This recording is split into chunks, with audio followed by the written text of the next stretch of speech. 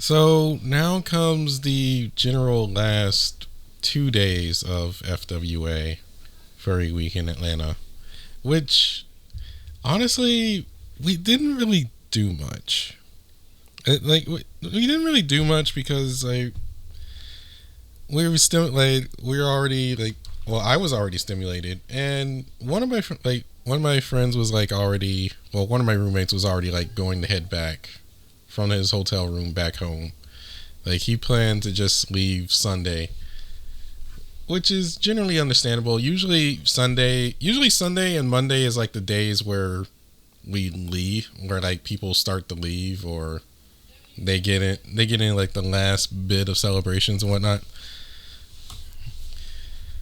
This was kind of sad. I didn't really do much, but anyway, Saturday, I forgot to mention on Saturday there was this either, I don't know if it was a rave or dance, or I don't know what it is. It was a moonlight festival. It was this moonlight festival type of deal. This was probably the most chaotic moment for the entirety of FWA, because we had tons of people all together. A lot of people signed up for this Moonlight Festival. And yeah, again, if you don't remember from earlier parts, I brought up the virtual queue. This virtual queue, or this reservation thing, essentially, was booked solid that I couldn't get in at all. People were telling me oh yeah, to get to the Moonlight Festival, you have to have a reservation, or you have to do a virtual queue to get in. And I had zero chance of getting in.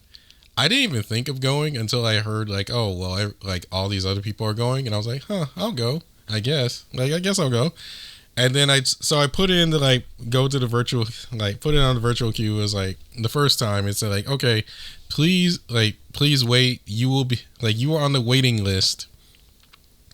If you have a position, if the position is open, we will contact you. That's obviously not a good sign. So I just went in and was okay, well, I guess I'll not get in, or maybe I will. Who knows? I'll just wait and see. Maybe I'll go to the video game room or something. I don't know. We'll see how I feel. So it gets to around late. It gets around later during the day, about on that Saturday. It's 7 o'clock, 7-8 o'clock. Not night starting to set in the sky, essentially. And on my way out of the hotel from a different panel, which was the voice actor panel, they were already section the con staff, and just event staff, and a bunch of other people volunteers and whatnot, were already they were already sectioning off areas of hotels, saying okay, you cannot walk here, you cannot enter here, go around. You can't go in here, go around, please, or take the stairs, please. They were rationing the elevators. Okay, this many people can go in, this many people can go into the elevator. No, after that, it's done. And if you have to be somewhere, take the stairs. So yeah, they were just cutting off areas and cutting off elevators to make room for this Moonlight Festival, because apparently this is going to be big, and they had that many people reserve spots. So I get back to my hotel room, and my roommates are oh yeah, hey, maybe you should try and put in for another reservation to see maybe you can get in now. I put one in, and they just say no. It just says we are booked full. I'm holy crap. So everyone else generally went to the Moonlight Festival. I didn't really go much of anywhere. I kind of went back to the video game room, kind of hung out there, and then kind of just walked back. People were like, and from what I heard, like the Moonlight Festival wasn't all that great. I don't know. I wasn't there. Like, I don't know. I wasn't there. Like, people were telling me, yeah, it wasn't all that great. I'm like, well, I mean, if you're saying that to spare my feelings, don't worry about it.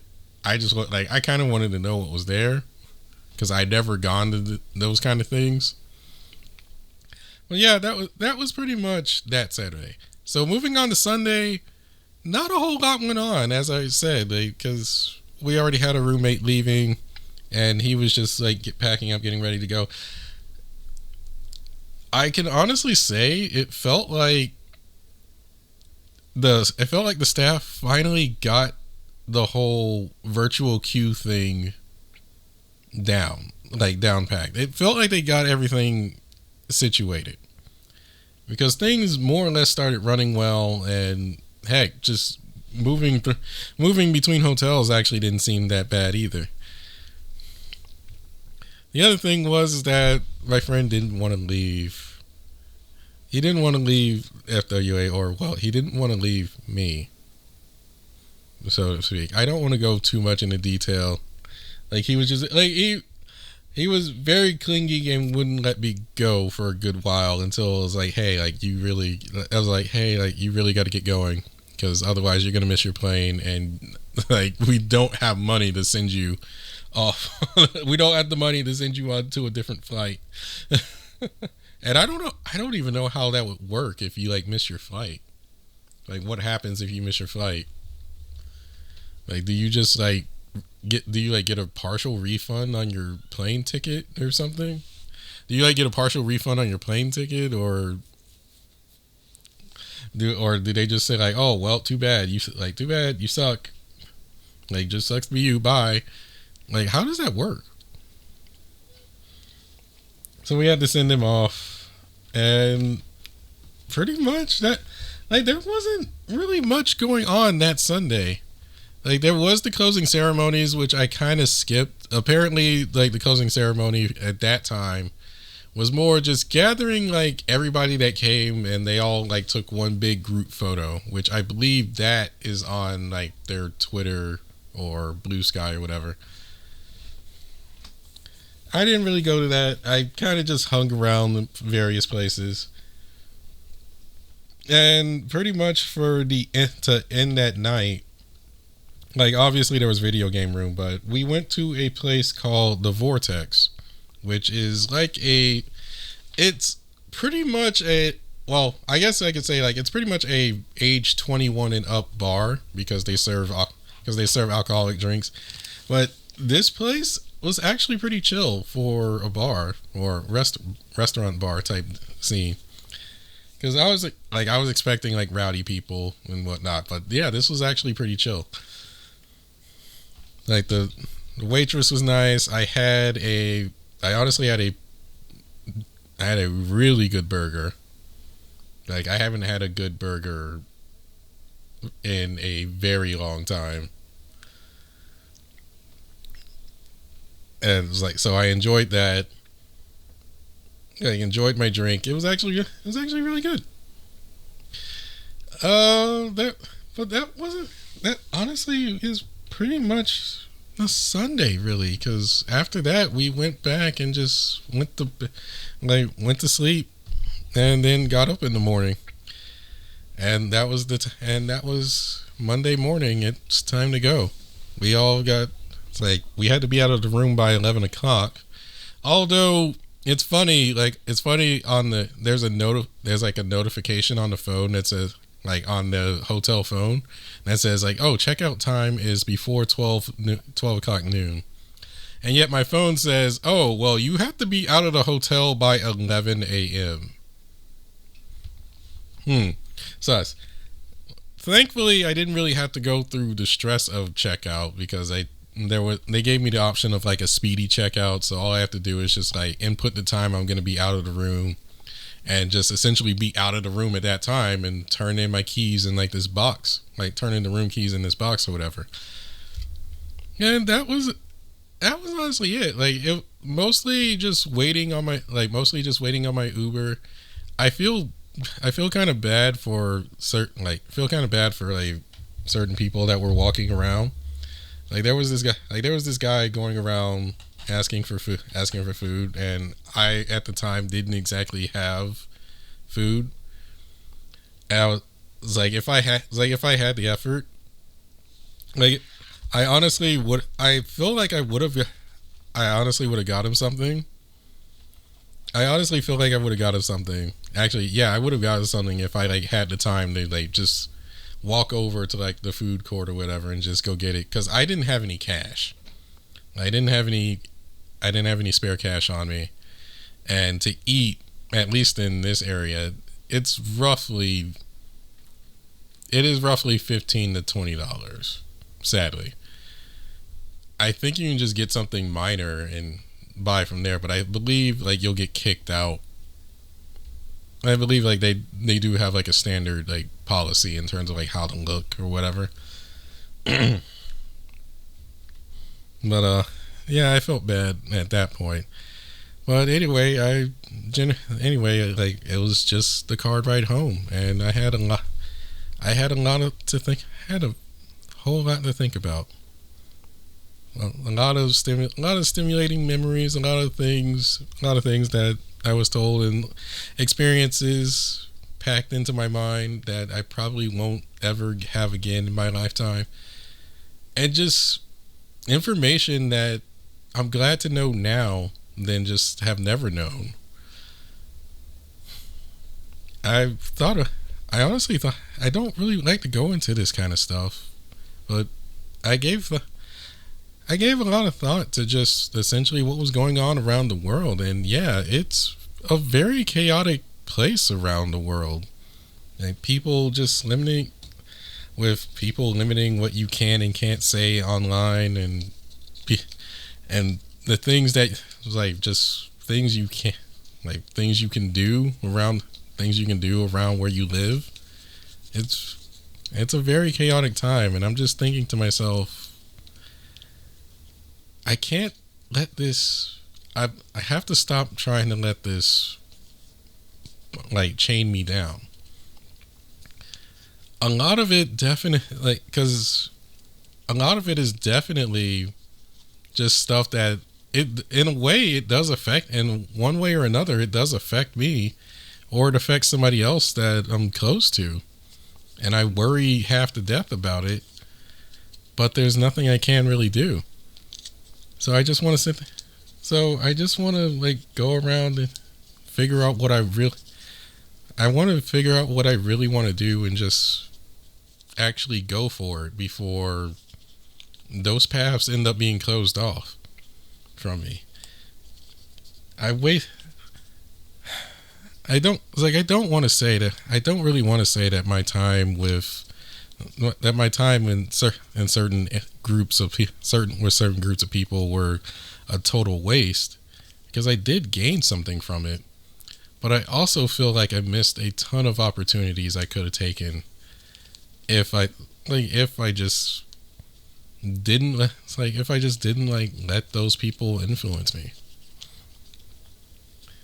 or really just scare me into a corner, and I can't do anything. I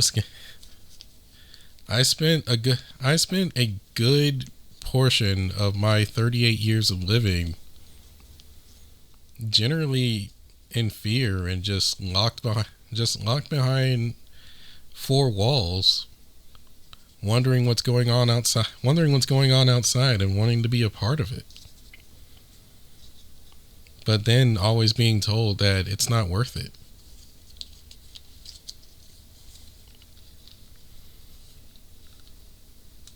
I definitely think it's time that I try and move on. You know? I still love doing YouTube, and it's probably one of the best gateways I've had in ages, just to see what's on the outside world.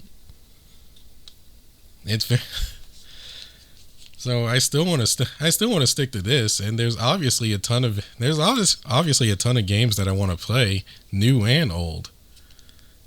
I honestly just don't want to still be in the same room, looking at the same stuff, and wondering when everything's going to come crumbling down, or trying to spend my life trying to be a knight for people that don't really want a knight in service. Yeah. Furry Week in Atlanta was definitely a very enlightening experience, and while I'm still very scared of a lot of things. I feel invigorated to just try and do things that I've always said I was going to do, but I always tend to just stop myself from doing. So while I'm saying this right now in the terms of a video,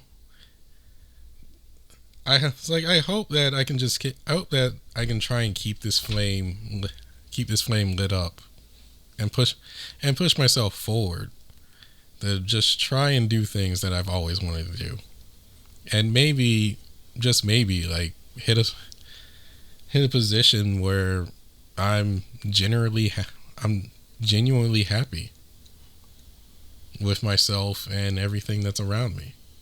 I'm not looking to try and change the world or anything. I just want to live in a world where I can pretty much be happy and not feel like a dog behind a cage. But anyway, I'm actually glad. Yeah, actually glad. I'm very glad. I'm happy that I got to share my FWA experience with everybody that was listening on YouTube, or anybody that's listening in the future.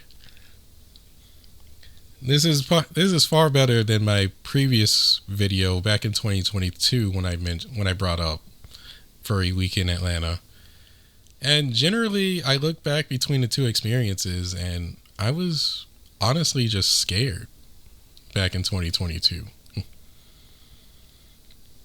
It felt like if I talked about certain things, or if I did certain things, I would honestly just be labeled by everybody around me and thrown into a corner that I didn't want to be in. Like, I'm still very scared. I'm still, in a lot of cases, very scared of this world that essentially just throws labels on the people and forces you to be in a position that you're not happy for the sake of it, for the sake of their own happiness. Well, this time I want to try and just be I just want to try and be in a position where I'm happy on my own, and it's going to be and I want it to be a decision of my making, not of someone else's. Anyway, let's cut this video short before I keep talking about the same thing and reiterating the same points. I hope you guys enjoyed my experiences. In the coming next few days, I will show off the games that I was unable to show off due to FWA's rules. And I'll show gameplay of those because most of them have playable demos, or I can find a way to play those games. Anyway, I am Bradry the Gaming Mole, and I'm signing off. Thanks for watching or listening. See you later.